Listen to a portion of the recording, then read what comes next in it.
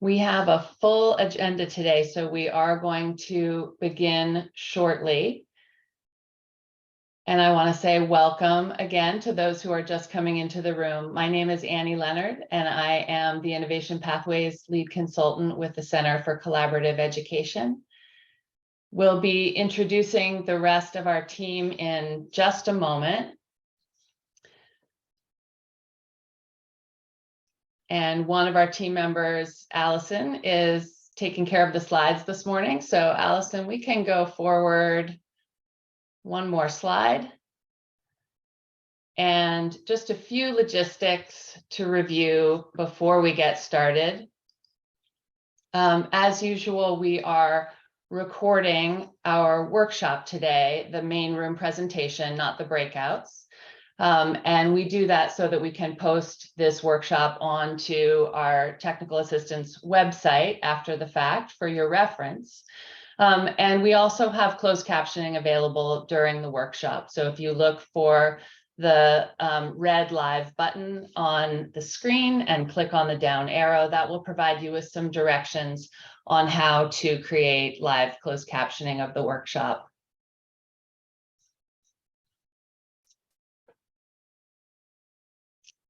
All right, and let's go forward again.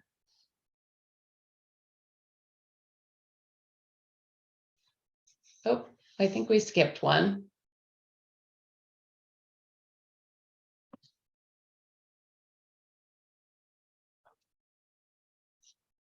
So as I mentioned, I'm with the Center for Collaborative Education, and we are the partner for DESE in providing support for the Innovation Pathways Initiative.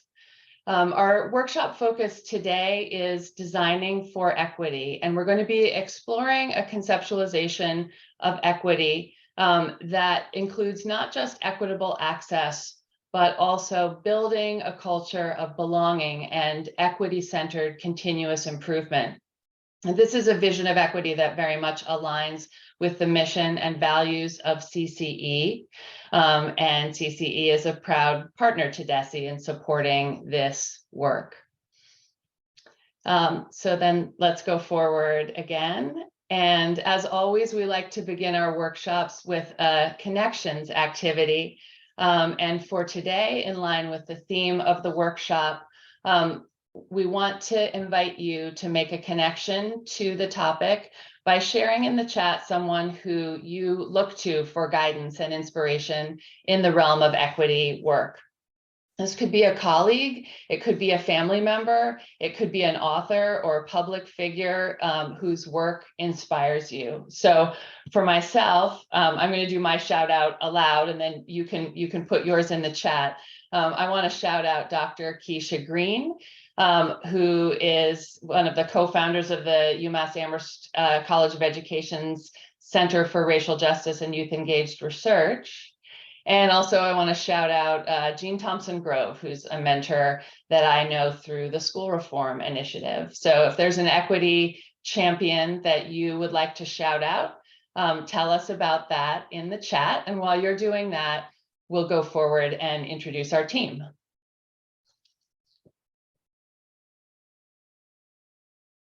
So as I mentioned, I'm here from the Center for Collaborative Education, and I have my colleagues Allison and Phoenicia who are here providing tech support. So if you need anything during the course of the workshop, please feel free to send them a message in the chat.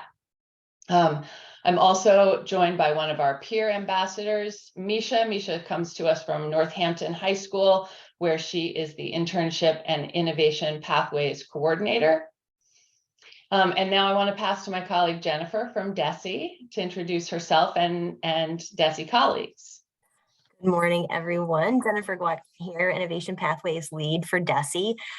We have actually a new addition to our team. Some of you met Latoya during office hours last week, but I'd like to pass the mic over to Latoya to introduce herself. Hello, good morning, everyone. My name is Latoya Tavernier. I am new to DESE, and I'm also the new Innovation Pathways Liaison, and I also work with districts on Chapter 74 programs. So I hope everyone's having a great morning so far, and I look forward to working with you. Anybody else from DESE in the room, Jennifer, that you'd like to mention? I am going to scan the participant list. I don't believe so at this point, but I certainly will acknowledge them if they do appear on the scene. Sounds good. And thank you for everything that is going into the chat. That is super inspiring to see. So Allison, thank you for going forward to the goals slide.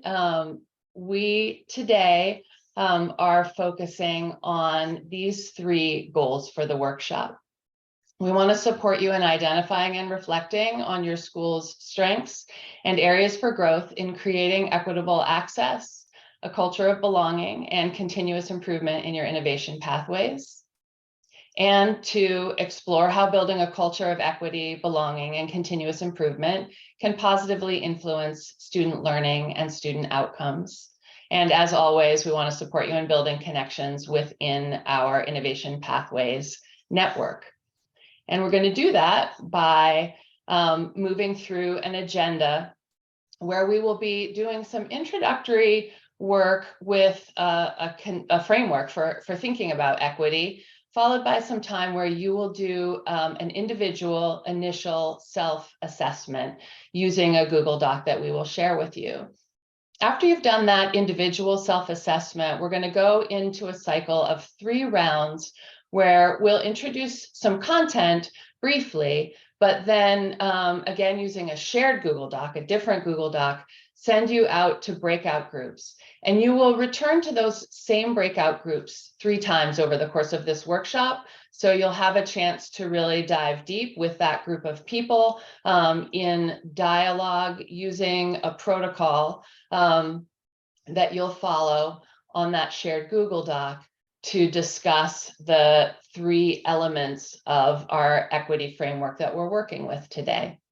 And then we'll come back together for a debrief and closing and some reminders about upcoming events for our community of practice. So that is our agenda. And because the bulk of your time today will be spent in dialogue with a small group, we want to begin by highlighting some norms or community agreements to strengthen our capacity to work collaboratively. And I'm going to pass to Misha to review these. Thanks, Allison. Good morning, everybody. So our community agreements today, it's so important to have these laid out for us as we begin this work. The first one, to really stay engaged in order to build the collegial trust and respect this work deserves.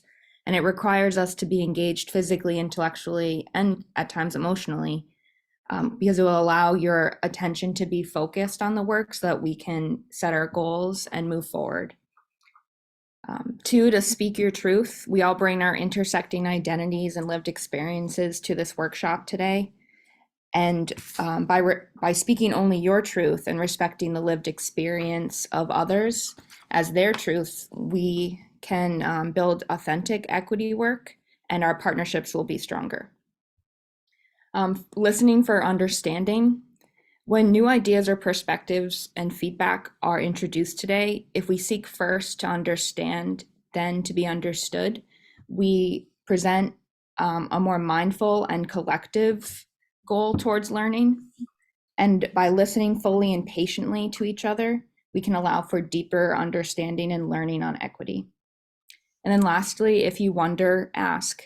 If we lead with genuine curiosity and ask questions that seek to understand, then we can assume best intentions all around while also practicing empathic communication in our shared work.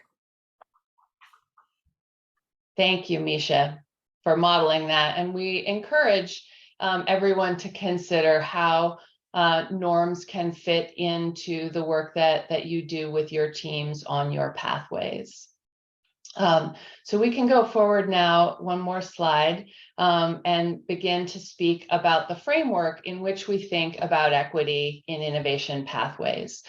So at our last session, for folks who are working on Part B applications, we shared this new graphic, which illustrates the 2 organizing frameworks that you're asked to keep in mind throughout your design and implementation work. They are known as the 5 guiding principles and the 6 core characteristics. They are not 11 separate items, but rather 2 frameworks that map well to each other. And equitable access, as you can see, is an essential guiding principle that should be embedded into the design and implementation of all of the core characteristics and other guiding principles. And this embedding of equity into all aspects of innovation pathway design and implementation is a fundamental assumption we're bringing to our workshop today. So another way of explaining the assumptions that we're talking about is to say that equity is not limited to, nor can it be reached through just paying attention to equitable access. If we want to see equitable outcomes, we need to address barriers to equity from start to finish and from all angles. So not thinking about equity as a checked box at the time of a pathway application or student entry into your pathways, but rather seeing attention to equity in design and implementation of course sequences, of work-based learning experiences, and in enhanced student supports that are targeted for students who've been adversely impacted by longstanding inequities in the education system and in the labor market. So this means we need to sharpen the focus of our personal lenses for different forms of inequity, marginalization, and oppression, and committing to even deeper understanding of our own identities and those of our communities. So to support us in doing that kind of work and to illustrate the multidimensional domains of learning and change that equity work and innovation pathways entails, we adapted the work of an organization called NAEP.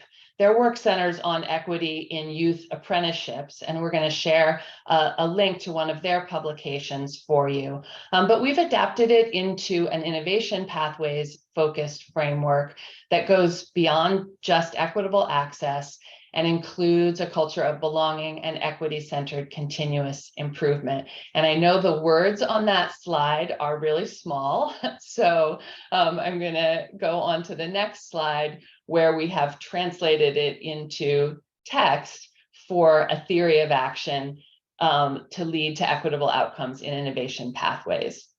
So that theory is that if we as an innovation pathways community of practice commit to deepening our understanding about equity and inequity in our schools and pathways, and to understanding the impact of stereotypes, implicit bias, and microaggressions on students and others in our communities, that this will lead us to make efforts in 3 areas already mentioned: equitable access to pathways, creating a culture of belonging in our pathways, and engaging in continuous learning and improvement work that is informed by awareness of inequities and a commitment to ending inequities through deliberate action.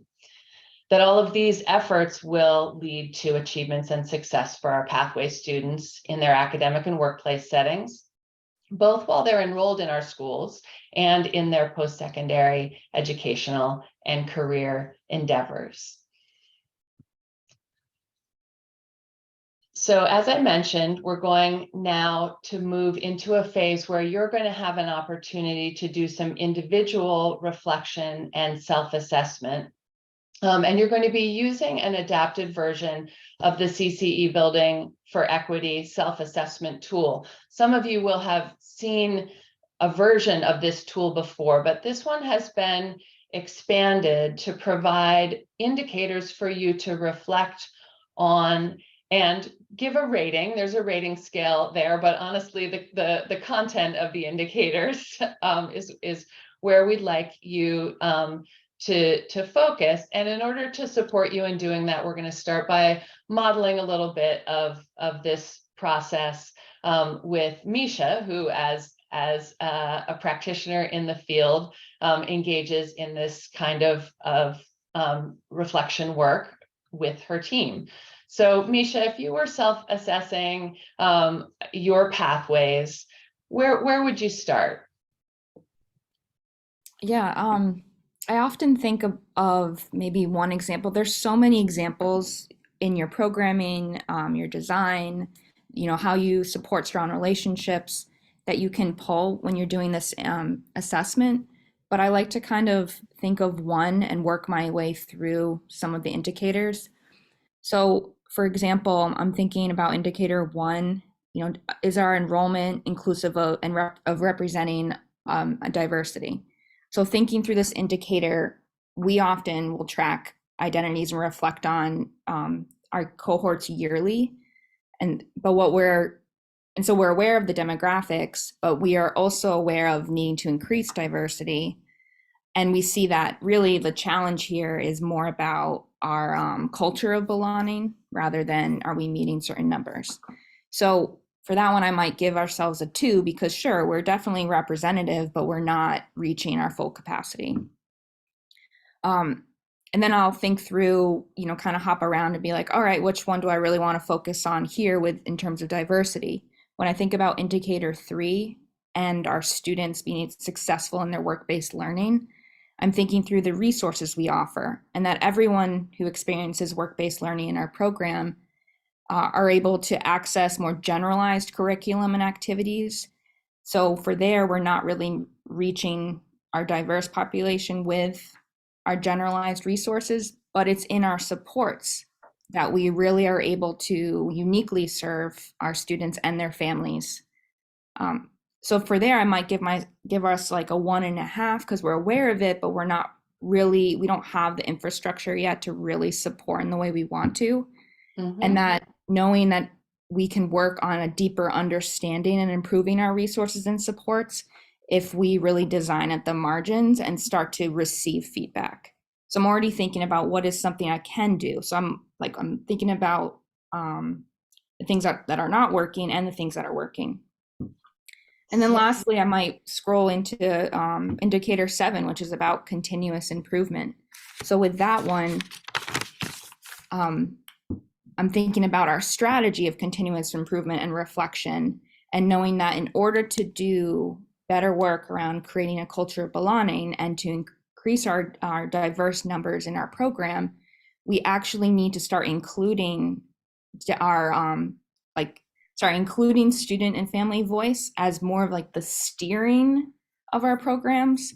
And that's, if you want to call it a data source, right? I believe it's more than just a data source. It should be the values that we follow. But that will help us kind of reflect on our continuous improvement goals. So there I might give myself our program like a 1.5 because we, again, have goals set, but we're not really achieving them yet. So there are a couple things I'm hearing that I want to quickly highlight. And one is the way you talk about moving from reflection into planning and action, right? So there's a cycle here that doesn't just stop with reflection, it moves to action. I heard you talk about quantitative data sources, but also qualitative data sources. And then also just really kind of problematize that whole notion of data and really embed it in a very student-centered, human-centered way of thinking about your programming. So for workshop participants, I hope that that's helpful in your initial use of this self-assessment. What we're going to share with you is a link to a Google Doc for the same self-assessment that you're seeing now on the screen. When you get that link, it's going to ask you if you want to make a copy. Say yes, and then rename that document, and that will save your individual version of the doc. This is not something that you will be asked to share. It's for your individual use.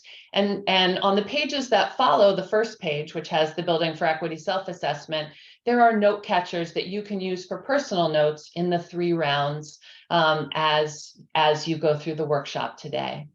I also want to mention that I know we're sharing a lot of links. Some are for use right now and some are for documents that you may want to reference later. All of those links are going to be provided to you in a special resource guide for this workshop at the end of the workshop today. So please don't worry about trying to save all of the links that are shared. We're going to provide them in a resource guide for you. So I'm going to invite you to turn off your camera and sound for a couple of minutes, if that's what works for you, to take 3 minutes of work time to make an initial review and reflection on the Building for Equity self-assessment. Okay, so you could hear the sound of the chimes signaling 3 minutes, which I know is just a start at considering these indicators, but you will have an opportunity soon to be in dialogue with others about them when we go into breakout groups.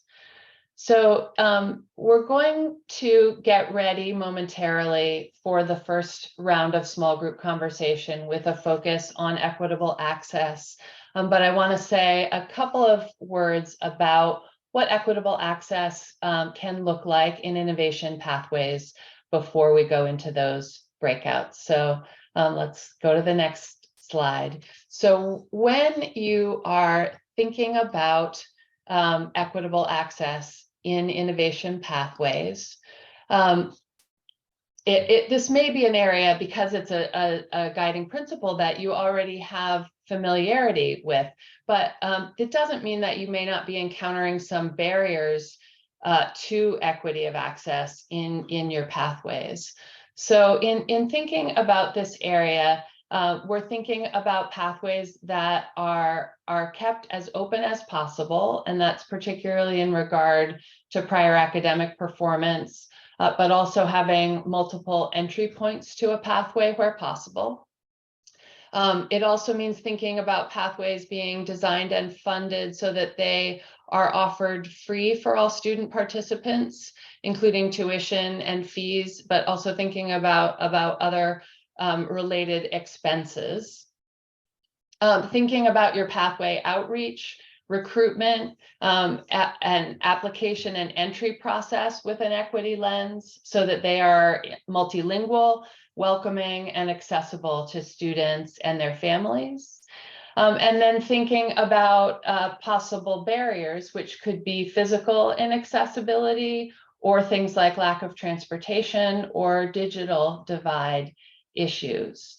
And a tool that some of you will have seen before, which can help with this, because part of designing for equitable access means recognizing that you need a diverse and inclusive team to do that design work. There's a CCE tool, Building an Inclusive Team, and we'll see a link in the chat for that.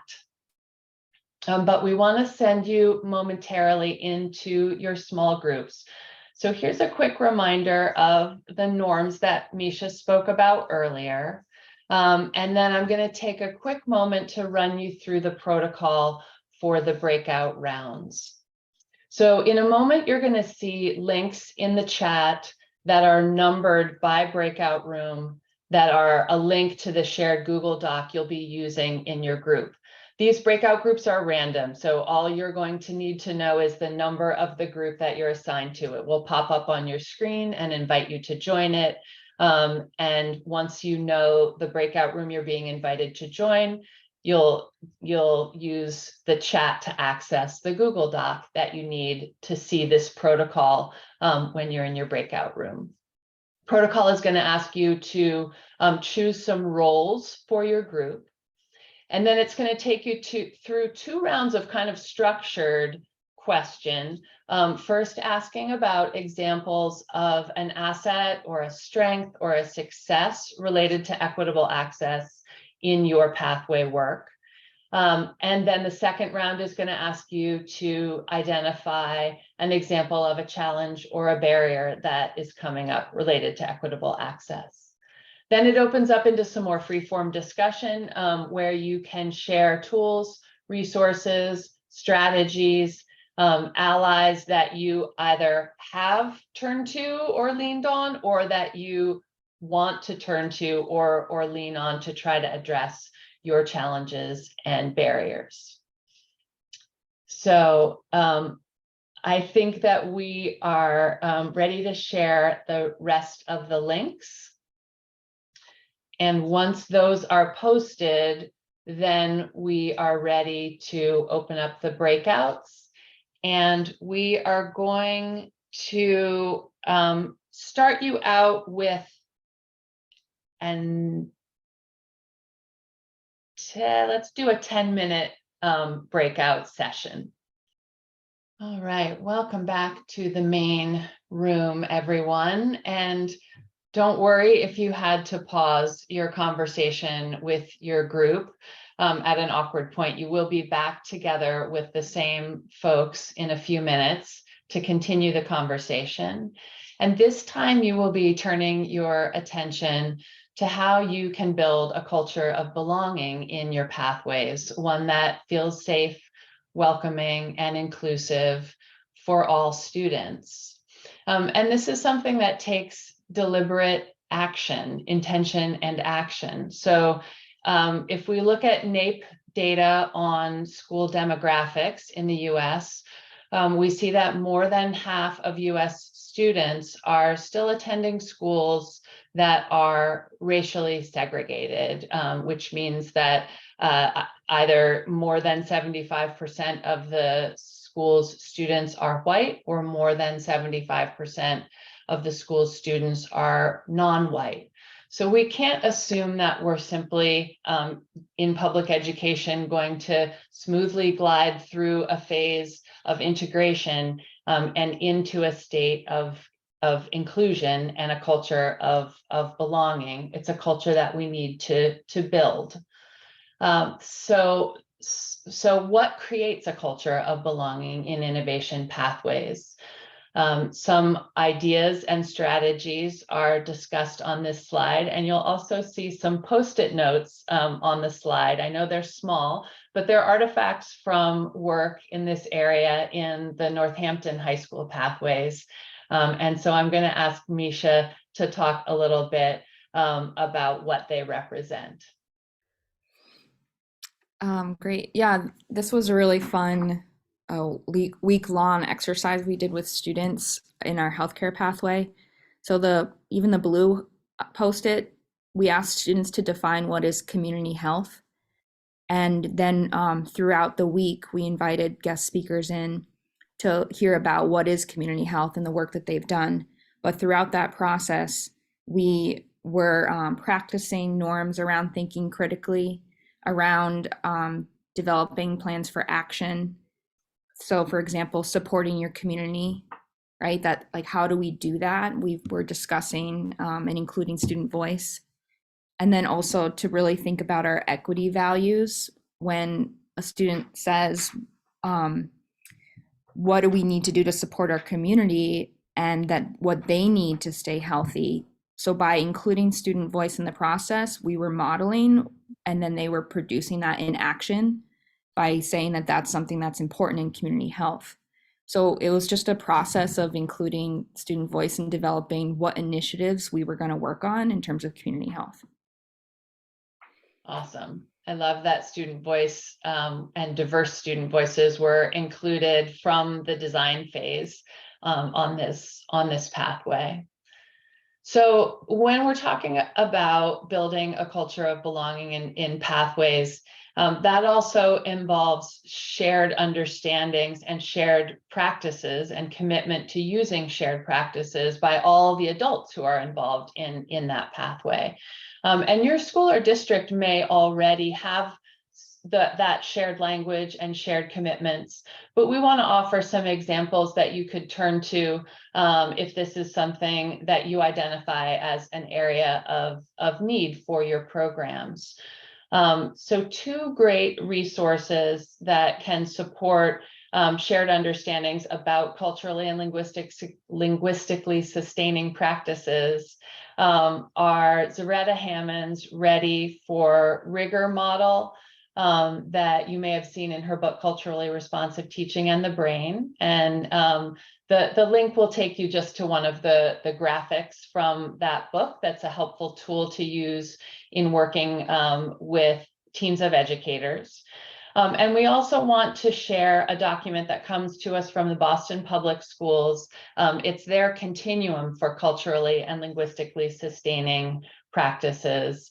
And again, this is a tool that teams can use to build shared understanding of what it means to move towards more affirming, inclusive, and culturally responsive practices in schools and in work-based learning settings. They apply across the board.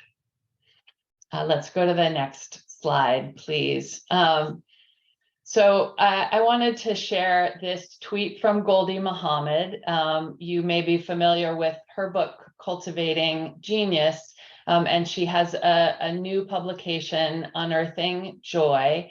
And her work, whether it's her books or her tweets, are a great reminder that if we adapt them to our innovation pathway context, we need to ask ourselves, what are the elements of our pathways in our coursework, in our work-based learning experiences, in our mentoring and advisement?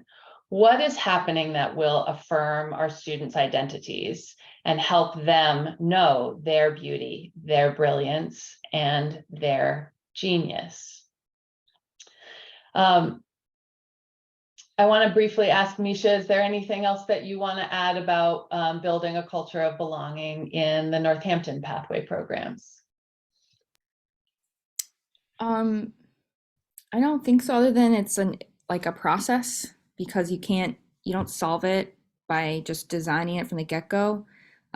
We realize that after 6 months of receiving designation, we're already thinking about making changes and how to be more inclusive as we start listening more and more to student voice and employer voice and families' voices.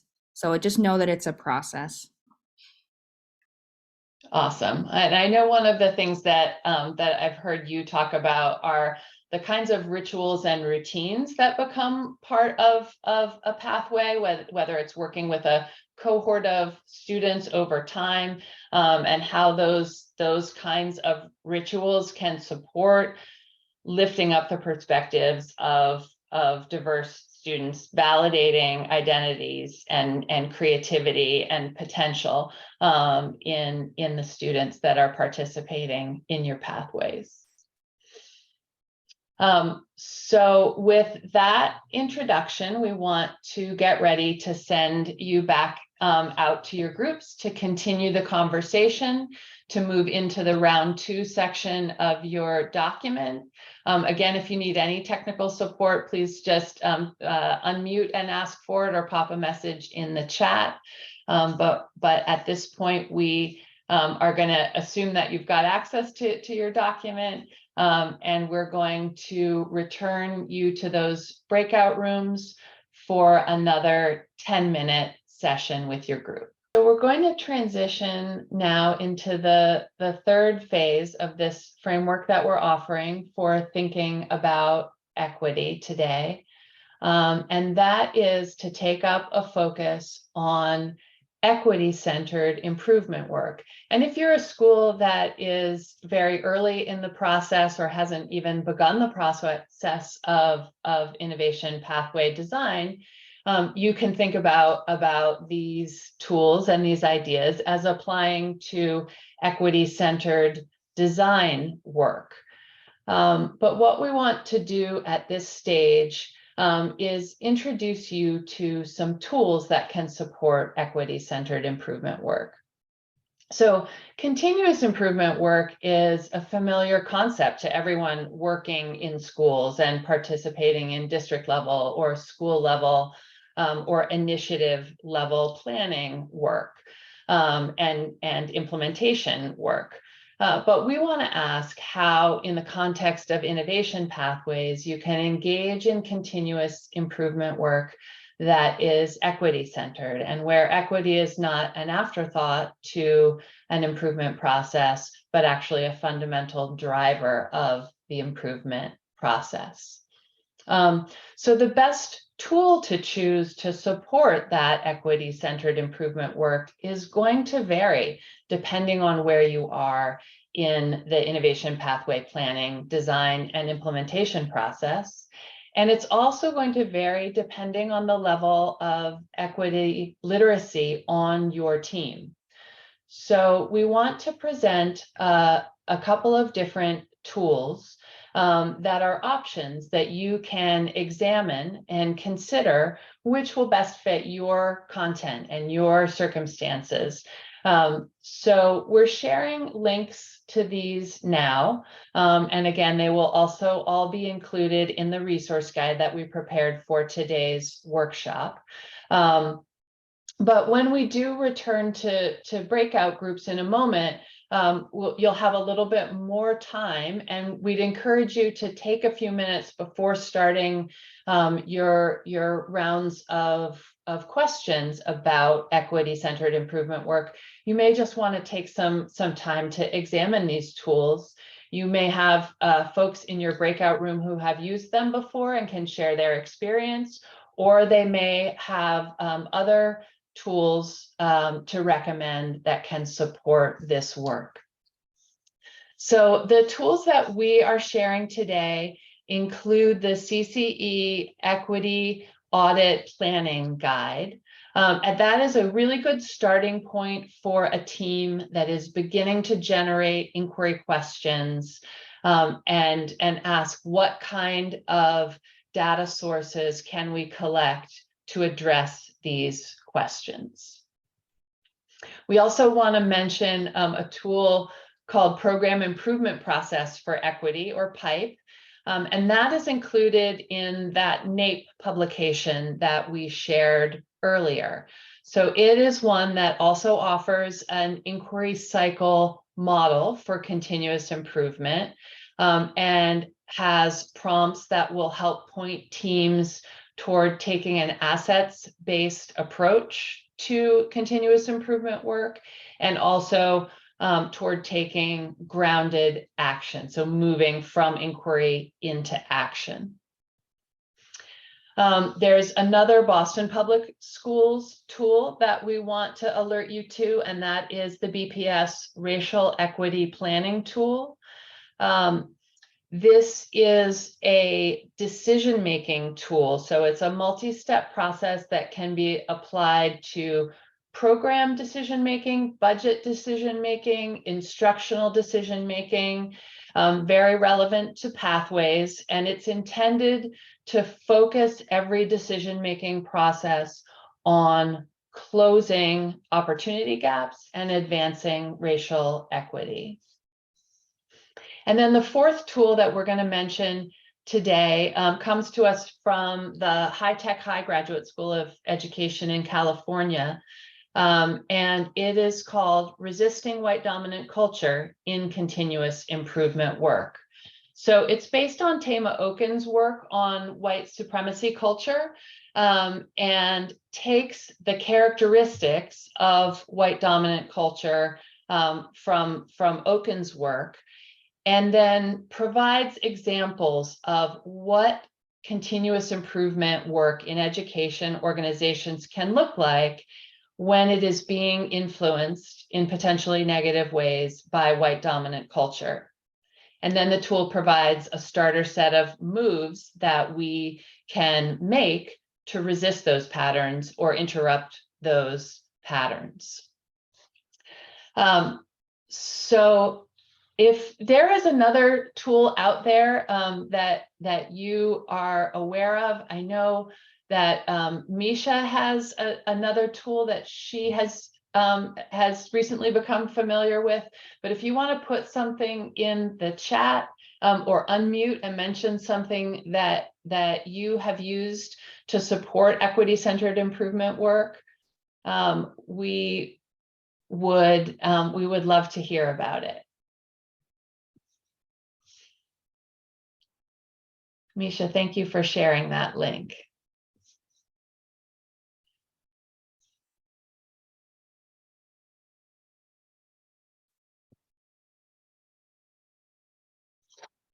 Do any of my other co-facilitators want to add something at this point?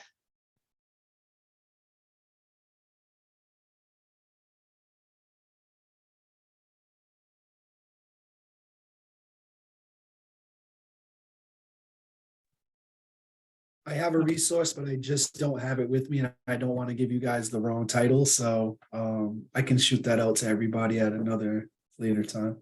Oh, thank you, Robert. And if you want to send it to me in an email, I'll include it in tomorrow's follow-up email to everybody who registered for this workshop. That would be awesome. Will do. Thank you so much. So we're going to get ready to return to the small groups.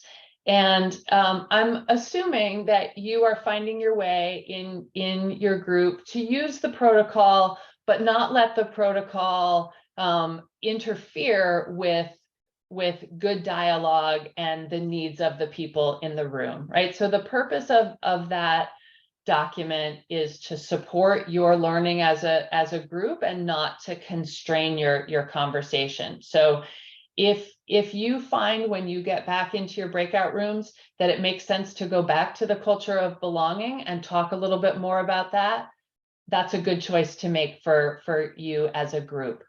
If you, as I suggested, want to take some quiet time at the beginning of this session and spend a little bit of time looking at the links for these tools, we'll send those links out in a message so that you can access them when you are in your breakout rooms.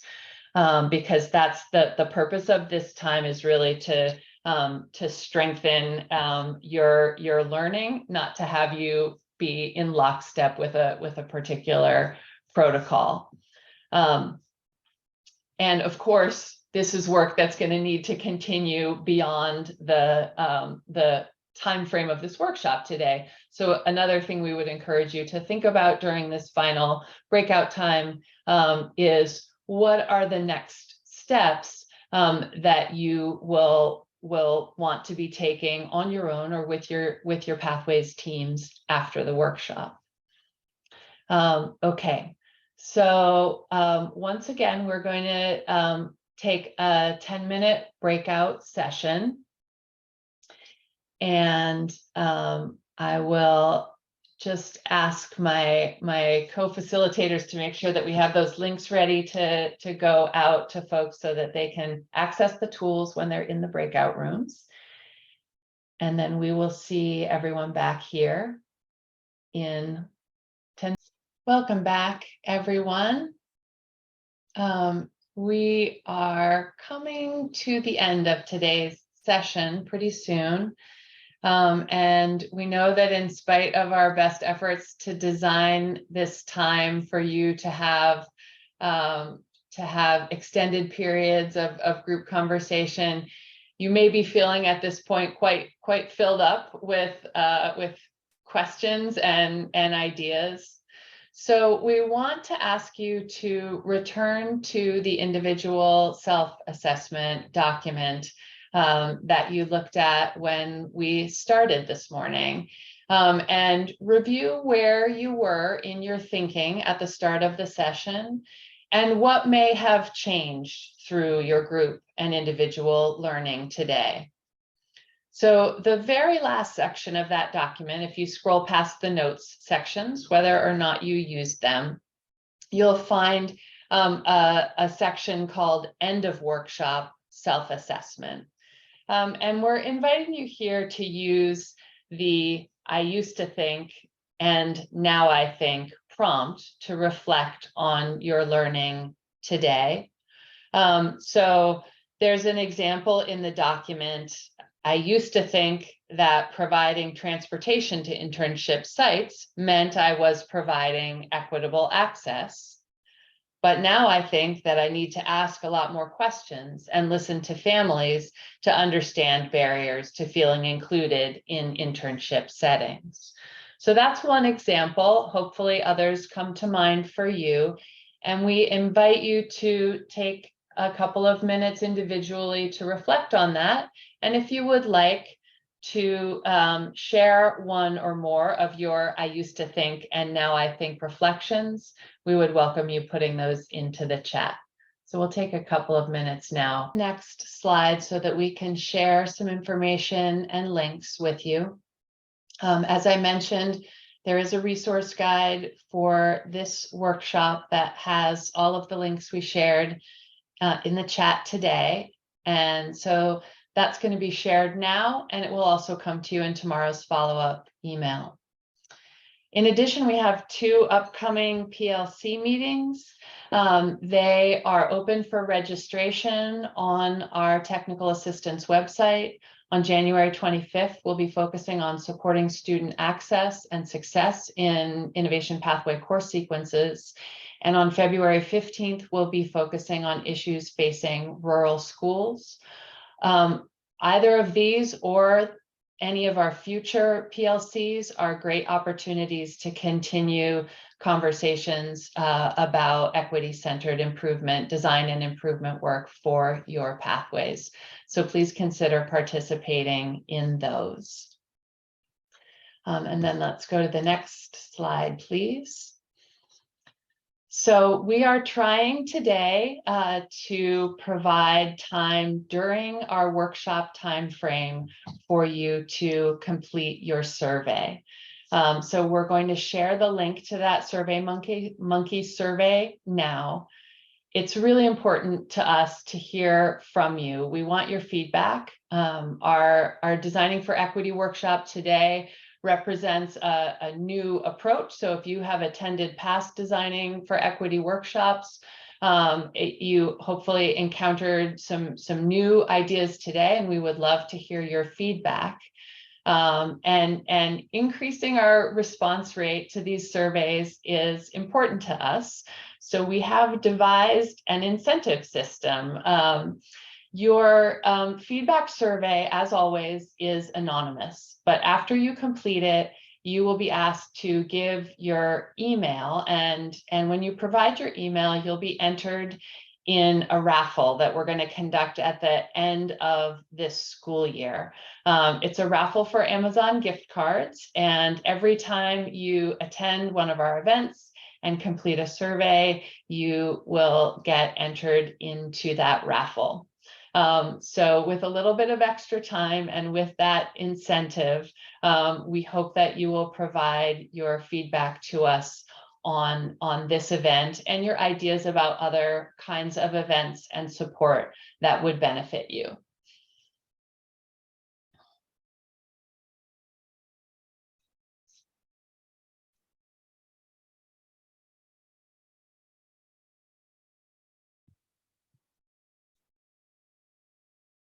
I also have one more note about the survey. When you are inside that SurveyMonkey, you will see that the rating scale runs from disagree to the left with the lower numbers, and then moves across to the right to the highest positive ratings. And sometimes we've seen in survey responses that it looks like folks may be mirroring, reversing that. So just note that. And again, we really appreciate you taking the time to complete this survey.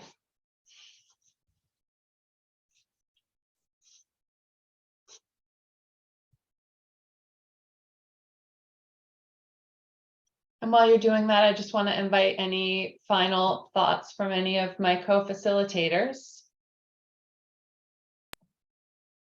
I just want to extend a very warm appreciation of expression of appreciation rather for you spending time with us this morning. Yeah, it's terrific to be together as a community doing this work. I'm especially grateful to Misha for her work in the planning and co-facilitation of today's session. Thank you, Misha.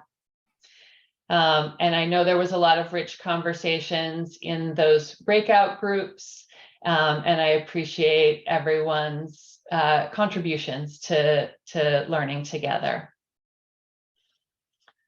So we are going to wrap up for today. feel free to stick around for a moment if you have a question or to pop something into the chat. Look for our follow-up email tomorrow, and we look forward to seeing you at another Innovation Pathways event again soon. Thank you.